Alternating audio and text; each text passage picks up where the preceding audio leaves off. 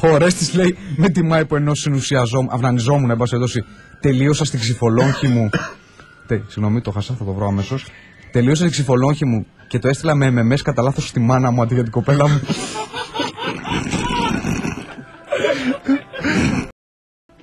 Τιμά το μάγκερ στο ναύπλιο που έκοβε τον παγωμένο γαλέο με την πριονοκορδέλα. Και όταν του είπα: ρε λοχεία, ο γαλέος δεν πρέπει να ξεπαγώσει κανονικά. Αυτός μου απαντάει: τι λέει ρε μαμαλάκι, μήπως δεν θα σου φτιάξουμε και φουάγκρα. Ξύπνησα την αξιωματικό υπηρεσίας που έμοιαζε με τη Μαρούσκα από τους δύο ξένους, γιατί γάιδαρος πέρασε τον σκοπό ψαροπύλης και έφτασε να τρώει κρουασάν στο καψιμί.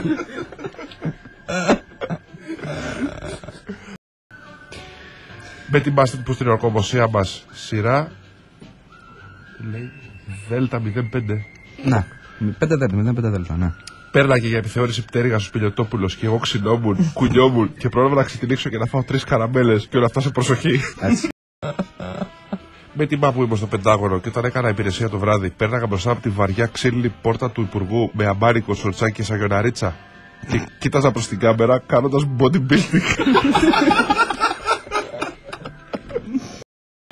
Αφού καθυστέρησα να παρουσιαστώ στην αναφορά εξοδούχων, ο λοχαγός, ο αλεξιπτωτιστής τρελό κομμάντο, για να με τιμωρήσει έκανε το εξής: με ανέβασε ένα δέντρο και έξω από το εποπτείο και για 2 ώρες με έβαζε να φωνάζω κρά κρά, είμαι ο φαλακροκόρακας και περιμένω τη φαλακροκορακή να ανακάμε φαλακροκορακάκια.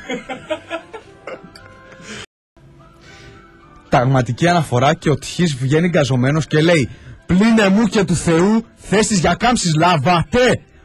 Όλοι πέφτουν κάτω από ένα αρχιπάρταλο. Έξαλλος φωνάζει: ποιος είσαι παιδί μου και είσαι όρθιος? Στρατιώτης πεζικού τίμος Θεός και δεν δίκαιτα.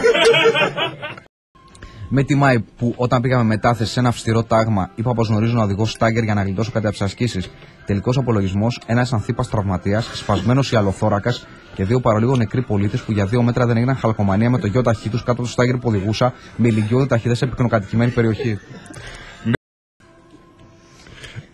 97 έσουν Λεσό. Σε στρατόπεδο της Ρόδου παρουσιάζεται στρατιώτης ονόματι Δράκος Κόκκινος. Και ο Δίκας: σιγάρε μην είσαι καιρός Πάνθυρας.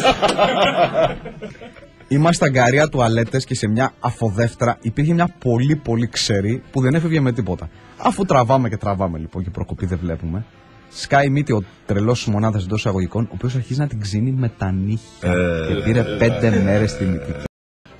95 γάμα εσώ λίμνος πυροβολικό. Εγώ νέοπας την είχα κάνει κοπάρα κάτι παλιό το βράδυ, αλλά τους είδε ο Δίκας. Στην πρωινή αναφορά λοιπόν ο ένας από αυτούς που ήταν λίγο ντούζο στα παλιά του αναφέρεται κανονικά και του λέει ο Δίκας: πες μου ρε χοντρέ, κέρας χθες, αν δεν τη γλίτωσες. Όχι, απαντάει αυτός.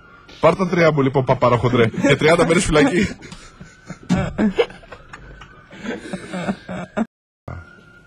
Στη μονάδα μου λέει ένας είχε πάρει πολλά ντεπώνε μπάσκετος γιατί δεν την πάλευε πολύ.